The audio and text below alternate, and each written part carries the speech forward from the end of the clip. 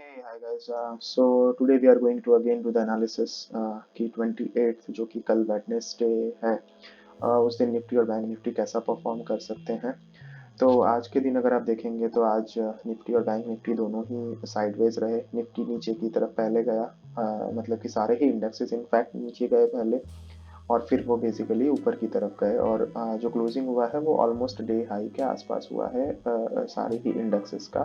Nifty, bank Nifty and फिर Nifty mainly, जहाँ पर कि मोस्टली लोग ऑप्शन फ्यूचर्स में काम करते हैं। तो कल का जो मेरा बायस रहेगा, कल मेरा बायस नेगेटिव साइड पे थोड़ा ज़्यादा है। उसका कारण ये है, ये रेजिस्टेंस एरिया निफ्टी के अंदर। बैंक निफ्टी में आप देखेंगे तो बैंक निफ्टी के अंदर भी ये रेजिस्टेंस एरिया अभी भी है, और इसके ऊपर क्लोजिंग नहीं हुई है, तो मेरे लिए अभी भी वैलिड है। तो दो सिनारियो हो सकते हैं। मतलब बैंक निफ्टी में भी अगर आप देखेंगे तो मतलब कि अभी भी डे क्लोजिंग नहीं हुआ है, तो मेरे लिए रेजिस्टेंस एरिया अभी भी वैलिड है।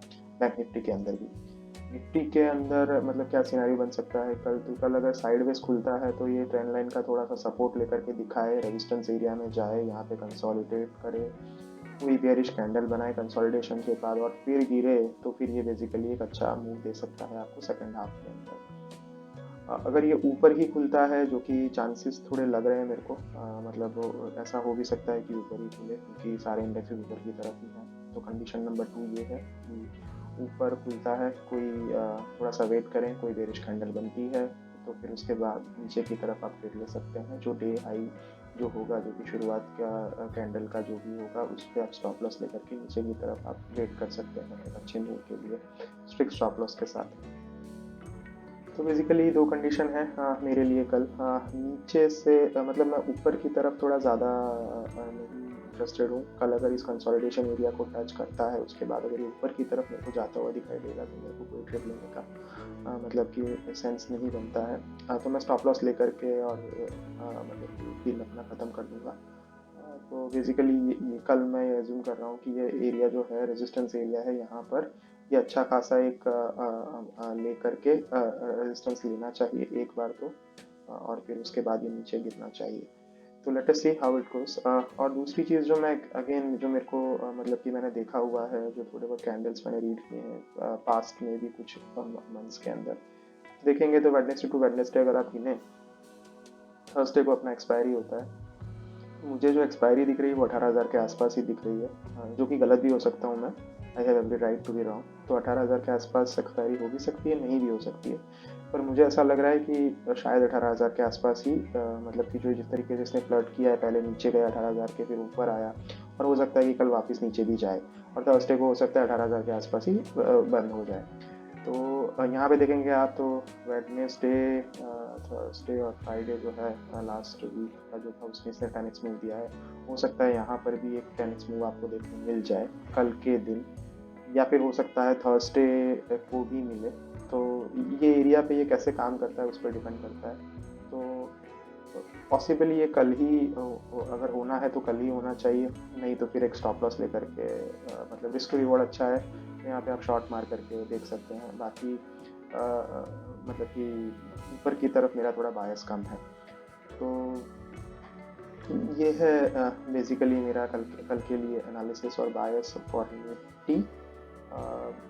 तो कुछ कुछ स्ट्राइक प्राइसेस हैं जो कि कल 8 to 10x भी हो सकते हैं। 18,000, 18,100, 18,000, 17,900, इन तीन में से कोई भी दो स्ट्राइक्स जो होंगी वो अगर ये मूव सही जाता है, प्रिडिक्शन सही जाता है और सपोर्ट एरिया तक आता है, तो बेसिकली हमें यहाँ कल हमें 8x to 10x मूव देखने मिल सकता है। तो late us see how it goes tomorrow. और जो उसका दूसरा एक रीज़न मेरे को ये नज़र आ रहा है कि ये जो है, ये जो पूरा एरिया है, अगले दो इस वीक में और नेक्स्ट वीक के अंदर ये कंसोलिडेशन एरिया होना चाहिए विद बिग मूव्स। तो बेसिकली ये वापस नीचे आएगा, फिर यहाँ पे कंसोलिडेट करते करते फिर बेसिकली यहाँ पे इस ट्रेंड लाइन को ये ब्रेक करके आईआईडी निफ्टी जो है उसको 19,000 की जर्नी को अपना कंटिन्यू करना चाहिए। मुझे नीचे की तरफ अब जाता हुआ निफ्टी नहीं दिखाई दे रहा है। हो सकता है जाए भी, बट मेरे मुताबिक नहीं जाना चाहिए। यहाँ पे 15 दिन, 10-15 दिन का कंसोलिडेशन होगा, और फिर उसके बाद ही निफ्टी हो सकता है कि ऊपर ही जाए। उसके लिए एक कंडीशन और है कि अगर कल हमें ये मूव मिलता है, तो फिर ये चीज़ जो है, ये और मेरे को बिलीव हो जाएगा कि यहाँ से ये निफ्टी का बॉटम है। फॉर द टाइम बीइंग, मतलब कि बेसिकली। और ये जो यहाँ से ऊपर से जो नीचे आया है, ये सिर्फ और सिर्फ बेसिकली लोगों का प्रेडिक्शन था कि 19,000 के ऊपर बंद होगा निफ्टी अपना दिसंबर एंड के तक। तो वो सिर्फ वो मेरे ख्याल से उन प्लेयर्स के साथ ही ये मतलब कि उनको बेसिकली साफ करने के लिए ही ये इतना नीचे आया है। हालांकि कोरोना के न्यूज़ वगैरह हैं, बट अगर अगर सही में अगर आप ट्रेड करें तो न्यूज़ जो है वो काफ़ी मतलब कि उतना रेलेवेंस नहीं होता है। आपको चार्ट में प्राइस दिखता है और उसके अकॉर्डिंगली आपको ट्रेड लेना चाहिए। न्यूज़ जो होते हैं वो आपको बायस कर सकते हैं। तो वैसा है। और बेसिकली मेरा भी बायस कल का नेगेटिव है, बट अगर मेरा चार्ट सपोर्ट करेगा तो ही, otherwise I will take a stop loss and I will sit aside.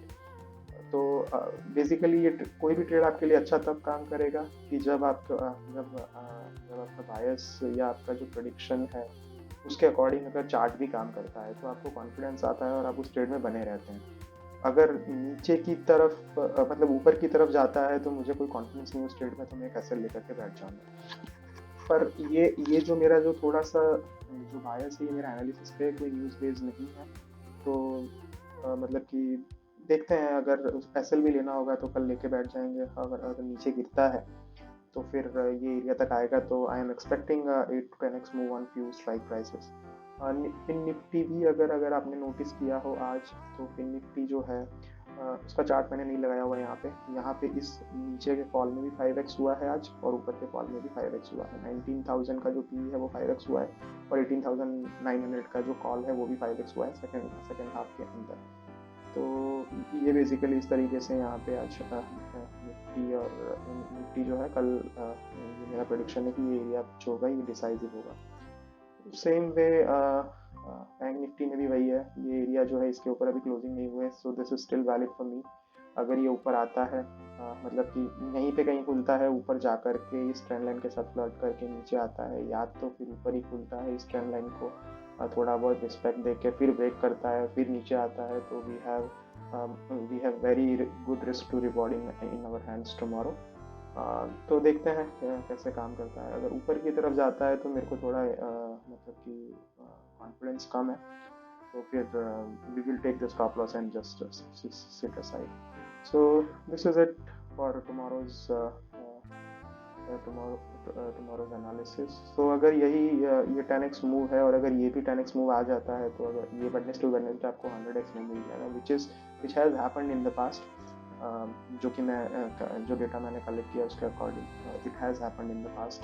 Thursday को ही दोनों तरफ के मूव आए हुए हैं, एक थर्सडे को जिसमें कि नीचे भी 10x हुआ है और ऊपर भी 10x हुआ है। So this is not a far fetched idea, it can happen. तो ये जो एक्सपायरी है ये बेसिकली हो सकता है कि आपको एक और 10x मूव अभी देके जाए। This expiry might not be done yet. So let us see ये रेजिस्टेंस एरिया कैसे काम करता है दोनों ही इंडेक्सेस के लिए। Hopping that you guys make profits tomorrow and don't make losses mainly, if not profits. uh, Thank you for watching. This is again, this is just for education purpose, not any trading advice. So please take care of your risk on your own, and basically uh, um, we'll see, I mean, how it goes. Thank you for watching. Goodbye and take care.